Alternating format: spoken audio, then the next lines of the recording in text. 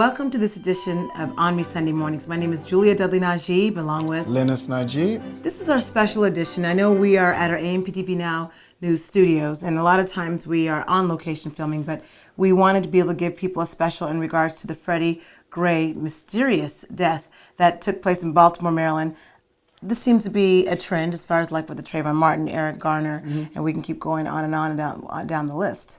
We are noticing all over the country, now that they have mobile phones and social media, it's been brought to the forefront of what's really happening with the transparency in the police departments. And we know it was in Chicago, I believe you let us know that they are trying to stop people from being able to use their cell phones to just arbitrarily film the cops when they are doing an arrest or... Well, they said it's going to make a law where it's going to be a felony. If you don't have the you have to get consent, which is strange. If you don't have police consent, so now you're going to get consent. You're going to get a felony for doing that. So we also want to let you know, before we talk about this particular special on the Freddie Gray, you can always watch us on NBC KC24 at 5:30 a.m., right before the national news, and also on CBS 47 at 6:30 a.m., right before their national news program. You can also watch us online if you've missed any of the past episodes at onmetv.amptvnow.com. So again, today's special, we'll be looking at giving you some information on the Freddie Gray current case. It's not necessarily a case yet. Everything's still a mystery. And Lauren Daniels and Aja Cruz, who are from our AMPTV News team, will be telling us their personal views. Also, they got to interview some of the students at Fresno State and Fresno City College, so we're able to get some insight from what the next generation thinks about all of this, because it does affect them. As we know, Freddie Gray was only 25 years old, 5'8", 145 pounds, so we'll be looking at that, and we'll finish up also with Daren Miller. The conclusion of that, Aja Cruz did an interview with Daren Miller, who is going through the discrimination case with Madera Unified School District. Yes, within Madera Unified School District, he's been going over that for 5 years, and it's taken a toll on his life. So that's going to be interesting to see more comments from him in regards to that. And that'll be the conclusion of that interview, and that's what we'll be finishing up our program with today. So we want to get right into the Freddie Gray incident. I'm sure by now people are aware of some people call it riots. We call it the quiet protest, because nationwide, from New York City, San Francisco, Los Angeles, and of course in Baltimore, Maryland, people are protesting that Black Lives Matter. Yes, they're seeing it everywhere. Right now, it seems to portray that Black African-American males are dying. And dying at the hands of unexplainable death. At the hands of the officers, the police officers, and that's what the challenge is. We've even had President Barack Obama, who spoke this week, and he was in a totally separate news conference with the Prime Minister of Japan, Abe, and so for him to speak 15 minutes on this, and he said it's very important that he speak out. This is the one time that African Americans felt that he did speak on some clear issues that we have in American society that we have to deal with as a whole. We can't just keep putting it off to the side or saying one particular culture has to deal with this issue. A lot of people want to put it off on the police. Sure they do. The police can deal with it, and that's what is causing the mass incarceration of African American males. And the aftermath, this is the aftermath of social economics that has been deprived in that community. Right. We are in a situation where it's a state of emergency. And AMPTV Now News has been covering that extensively. If you want to know more about those socioeconomic disparities, we did a part 1 and a part 2 on our nationwide, and you can go and watch that online by now. Those episodes are online, part 1 and part 2 of our Freddie Gray special. Looking at some of the particulars of the case, Freddie Gray, we can show a little bit of that video, and it is hard to watch. Yes, discretion be advised.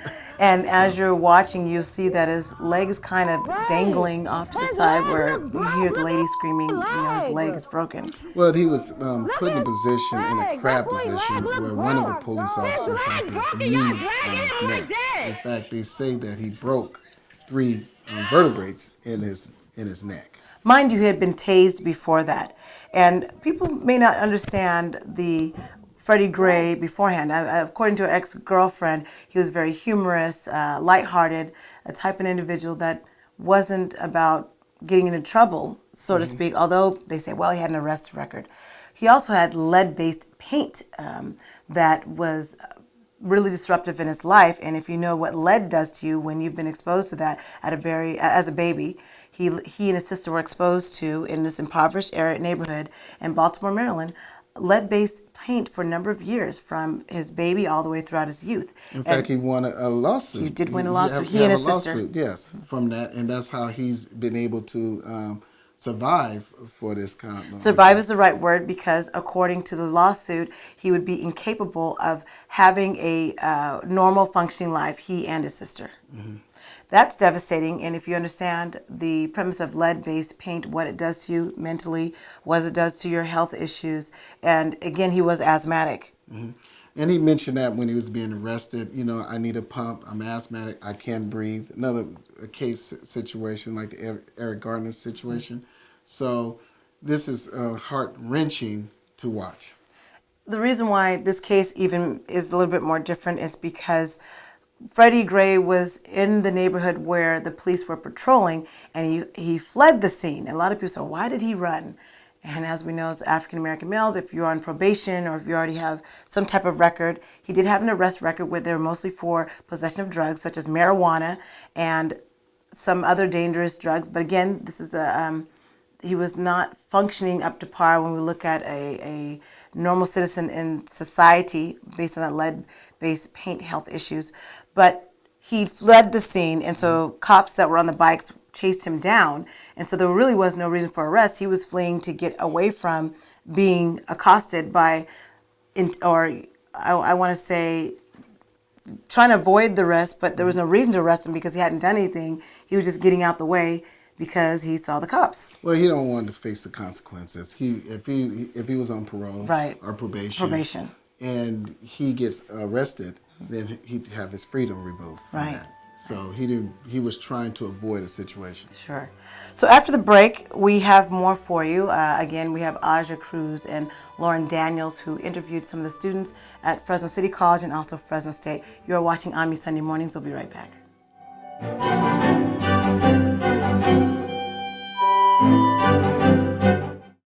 Dinner can take hours to make, and who has the time? Hi, Kathy Mitchell here with my new Dump Dinner Cookbook. Now just dump and bake for full meals in minutes. Look at these smothered pork chops. Or this, the best pan pizza ever. Or start with chicken and mix veggies. Add a can of creamy chicken soup, a few chunks of Velveeta cheese, and top with a can of crescent rolls. Cheesy chicken pot pie with perfect flaky crust. Or try this shortcut ravioli lasagna. Dump frozen raviolis on tomato sauce. Add fresh spinach and cheese. Layer as high as you like for steamy, melty, home-style lasagna. Stop slaving over dinner. Make delicious meals in a flash with Dump Dinners, just $10. But wait, call now and you can get my best-selling Dump Cake Cookbook. Just dump and bake for the best cakes ever. You can get Dump Dinners and Dump Cakes for $10. Here's how to order. Call 1-800-781-0038 to get your Dump Dinners cookbook on this special TV offer. It's not sold in stores, so call now or go to buydumpdinners.com. Don't miss out. Call now. Want to be a featured DIY expert on AMP TV Now News? Have 5 years experience in the field of knowledge you want to share with millions of viewers? Great! Find out how you can earn money by helping others make their lives better. DIY, do it yourself, can mean viewers are saving money, enhancing their lives, or looking at a more efficient way of doing a task. If you've got the information to share, we've got the hookup for the digital download. Find out more by going to news.amptvnow.com. That's news.amptvnow.com. Get help with sorting your finances by following the best DIY expert advice featured on AMP TV Now News. Get in-depth information throughout the week about the experts from news hosts Julia and Lennice, who do an in-depth report of what's in that $4.99 digital download.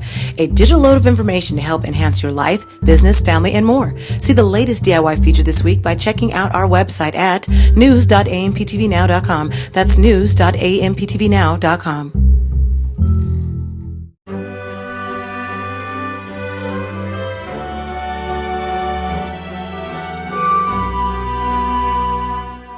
Welcome back to ONME Sunday Mornings. My name is Julia Dudley Najib, along with Lennice Najib. And we are about to look at some of our local comments, what people think about this case, because it does hit close to home. These are young students, vibrant, that are waiting to see their whole life ahead of them. Well, we've taken a young approach to see how this is affecting them and we looking at what their comments are. And why that's so important is because these students would be the same age, whether 2 or 3 years shy of Freddie Gray. So let's take a look at those comments again from Lauren Daniels, one of our news anchor who interviewed from Fresno City College students, followed by Aja Cruz, who interviewed some Fresno State students. Let's take a look. Hi, my name is Lauren Daniels, and I'm with ONME Sunday Mornings, and we are here at Fresno City College to speak with some students on campus, find out what their thoughts or opinions are about the Baltimore riots and the uprisings that are happening in the East Coast. I think it's pretty cool though that the two sides can come together for a common cause, because I mean, at the end of the day, nobody else is gonna stand up for the people, you know. So I'm all for it, you know. They are kind of getting a little violent, you know, Sure. They're going kind of crazy, but you know that's what happens when you oppress the people and you don't issue the same rights as everybody else, you know. I think it's actually a good thing to protest against it, because the cops are getting out of hand and starting to be African American lives, and like I think the gangs are like starting to realize it and really get into what would you call it, like news, like they're getting more into like politics. So Right. I really feel that it's a good thing that they're getting into politics and they're fighting for something that they believe in instead of shooting each other and killing each other. Right? But because of social media has a tendency to isolate one incident. That Sure. incident becomes viral. Get a lot of I'm talking about social media, Twitter, Facebook, Tumblr, Yeah. so that's called that stuff. I think that people don't give cops their credit, and while I most certainly have my grievances with the cops, especially Sure. Columbus PD. That's a whole nother story, right? But we have to forget, like Fresno PD. I mean, hell, even Fresno PD in New York police. Your average policeman who works in the poorer areas of Fresno and in New York, what do they see on a daily basis? Domestic violence. They see gang. We're back, and we just heard some interesting comments on some students from Fresno City College about their take on the Baltimore riots and the uprisings that are happening on the East Coast. Let us know what your thoughts and opinions are on the topic as well. Visit us at facebook.com/AnneMarieProTV, and even visit our blog site at news.amptvnow.com. So we just got a chance to watch what students feel and think about this case. Some don't even want to think about it. And I can understand, because the gruesomeness of this particular case, just like the other cases where, was it Walter Scott shot in the back? Yes, they gave something to us where they can vent. They had an outlet to vent and describe how that made them feel. And this is national discussion. And so we thought we'd bring it on a local level to see what people are saying about it, especially from a youthful perspective. And after the break, we will be seeing what Aja Cruz, they have their personal thoughts. And you can also follow them on our blog. If you go to our news.amptvnow.com, there is a blog where they've written extensively daily news blurbs about what's going on with this case. You're watching ONME Sunday Mornings. We'll be right back after this short break.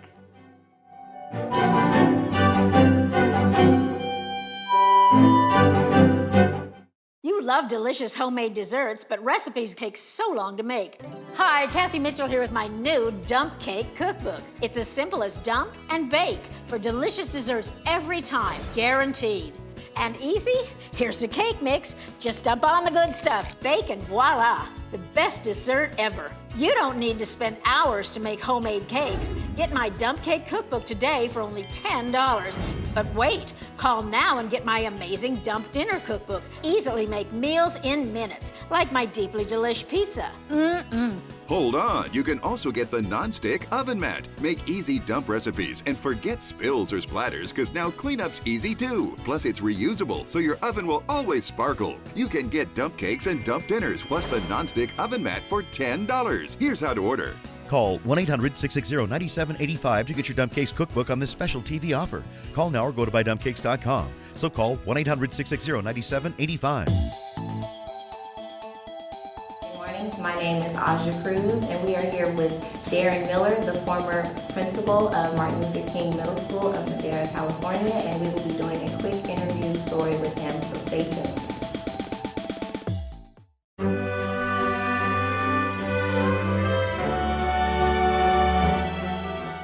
Welcome back to ONME Sunday Mornings. My name is Julia Dudley Najib, along with Lennice Najib. We've been having this special in regards to the Freddie Gray case, the mysterious death of Freddie Gray, Baltimore, Maryland, 25-year-old, 5'8", 145 pounds.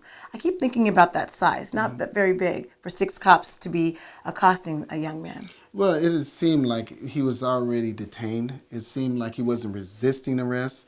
And Well, he wasn't, and that's in the officer's records. It's in his officer's records and reports. But what's daunting is he went into a van alive in police custody, and no one knows what happened afterwards. He turned out dead. Right, a coma, and then 80% of his head severed from his spine.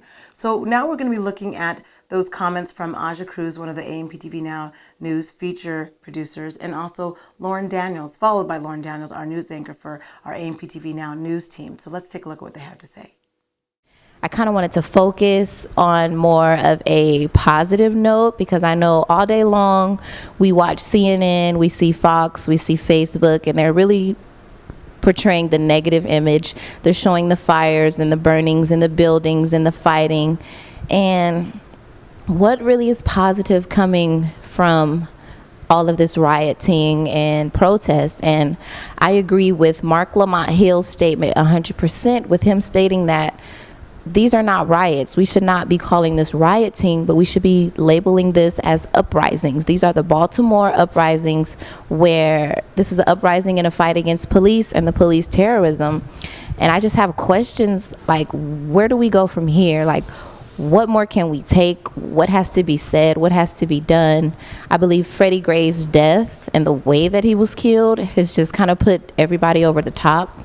And it's a part where we're just fed up. I mean, it's like when someone is angry, of course you're going to lash out. You're going to react in a violent way. You're mad. You're going to fight, scream, cry.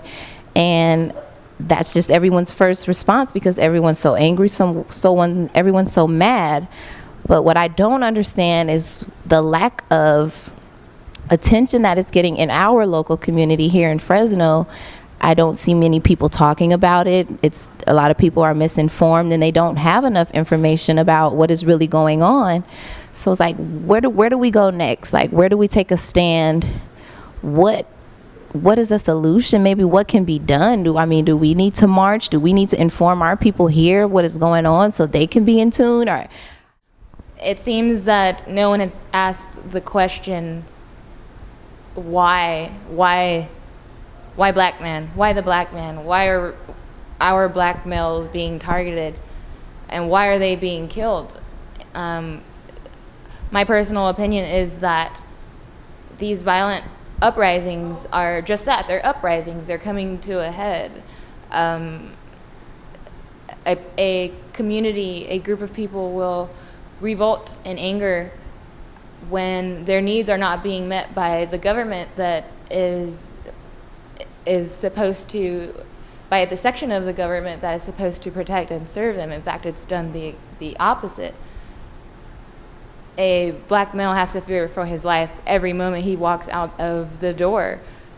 Not because he has to worry, not all the time, because he has to worry about being shot by another black man or a gang member in the community, but by a much bigger force that's more legitimately recognized under our American government system as a gang in themselves, a legal, essentially, gang that will protect and serve you in the ways that they deem is appropriate. So basically what that means for the black men, the young black male, is that his life is not important when not 1 or 2 or even 3 times within the last year, young boys, teenagers, mentally ill males, even innocent black women have been seized in police custody and brutalized, violated. Our black men are being taken off the streets by bullets, yes, but also by the hands of police officers. They're killing them, they're killing our black males, and they're leaving our black females with nothing, with no backbone in the family.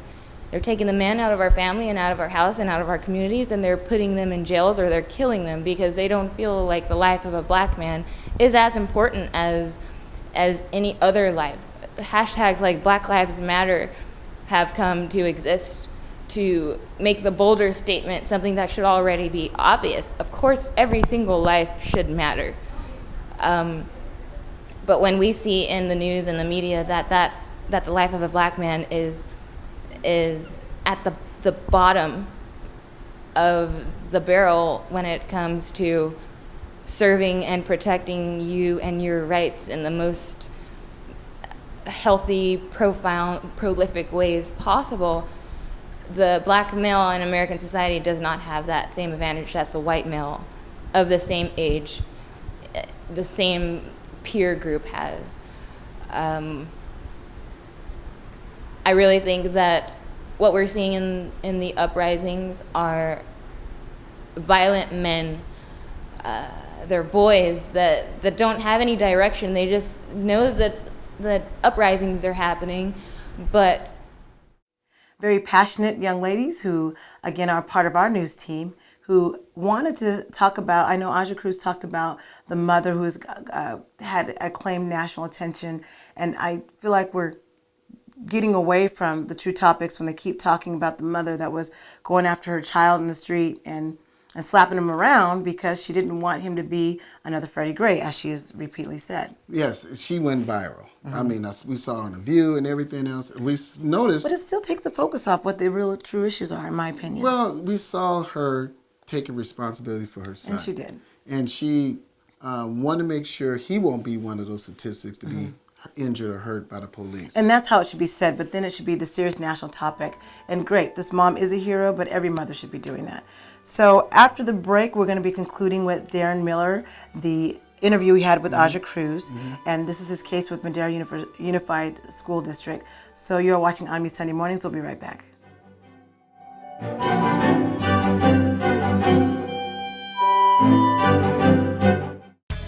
Want to be a featured DIY expert on AMPTV Now News? Have 5 years experience in the field of knowledge you want to share with millions of viewers? Great. Find out how you can earn money by helping others make their lives better. DIY, do it yourself, can mean viewers are saving money, enhancing their lives, or looking at a more efficient way of doing a task. If you've got the information to share, we've got the hookup for the digital download. Find out more by going to news.amptvnow.com. That's news.amptvnow.com. Get help with sorting your finances by following the best DIY expert advice featured on AMPTV Now News. Get in-depth information throughout the week about the experts from news hosts Julia and Lennice, who do an in-depth report of what's in that $4.99 digital download.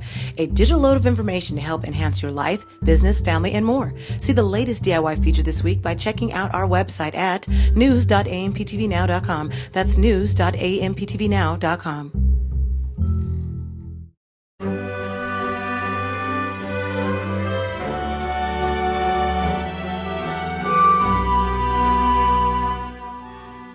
Welcome back to ONME Sunday Mornings. My name is Julia Dudley Najib, along with Lennice Najib. We've been doing our special on the Freddie Gray. You can go back and take a look at our blog or go to amptvnow.com and you can look at all the information we have on there. We've had daily blurbs on there. Our segment producers have been keeping up to date what's happening. Now we want to finish off our program with Daren Miller, who Aja Cruz spoke with in regards to Madera Unified School District, the discrimination case he's been going through for the last several years. So we want to hear those concluding comments. I don't think people realize how much tax dollars, I guess the lawyers are being paid $125 an hour, and this has been going on for some time. Yes, about 5 years from what I understand. And he went into the discrimination of it and trying to shed light and exposure of what's happening at Madera Unified School District. And hopefully and truthfully, he can be compensated and have a resolution for this. And he stood up for us, right? So let's take a look at this conclusion. We are back here on ONME Sunday Mornings with Daren Miller. And another question I have for you is, what do you feel the education system is lacking? Is there any type of diversity training that may be put into place? You know, it's funny that you asked me that. As I think about it, when I first got to Madera Unified in the 2006-2007 school year, there was diversity training. There was an implementation of it under Superintendent Reisinger, who was the superintendent of Madera, first 2 years I was there, and it stemmed from an incident that happened with a student and a teacher at Thomas Jefferson, a racial incident that happened between the teacher and the student, and an outcome from that is that all administrators in Madera Unified was going to go through racial sensitivity training, and we actually did do some of it in year 2, and then when defendant John Stafford, defendant in my case, John Stafford, became superintendent in year 3, he dismantled it and got away from that. And I just thought about that. That's why I got the curious look on my face. That here this gentleman is saying that he's about race, racial harmony and things, and he got away from the one component that the administrators were mandated to go through, the trainings piece of it. It's interesting. Yes, very interesting. So lastly, I would like to know, what would you like from the community? What are you expecting to see from your community, and what type of support? Well, first of all, I want to thank the people who came out to the courtroom this past Monday. I sent out an email to my circle of friends, and there were about approximately 30 people that responded. There was 18 people in the gallery during the first session, and another 11 in the afternoon session. And it feels good when you're up there in the stand, and up until that point there was nobody in the audience except for one gentleman, older gentleman who's an observer. Just look out there and see faces of people that I've worked with, people who understand who I am, my educational career, personal career, to be there and support me. That it feels good, and it knows that it's not just my battle that I'm fighting, and I'm hopefully, ultimately from this is going to be able to inspire somebody else to stand up when injustices are being done to them as well. Alrighty, well, thank you again. We'd like to thank Daren Miller for his time and his story, and we will be back here on ONME Sunday mornings.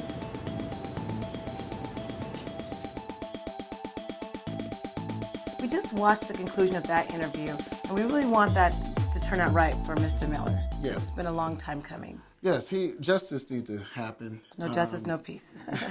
Justice needs to happen there. I know from my own personal experience, the situation that happened at Madera Unified School District. In fact, mine is in documentation at the school district itself. Madera has a lot to work on when it comes to diversity. So he's going at it the right way. It's a hard way to go at it because you got to go to the lawyers, depositions, testimonies, all that. And my heart goes out to them. Right. And so we'll continue to just support them. That's why we have programs like this. We're able to have a media outlet so that we can educate our audience what's happening in our community. Well, we hope you enjoyed this edition of ONME Sunday Mornings. My name is Julie Dudley Najib, along with Lennice Najib. Have a great week.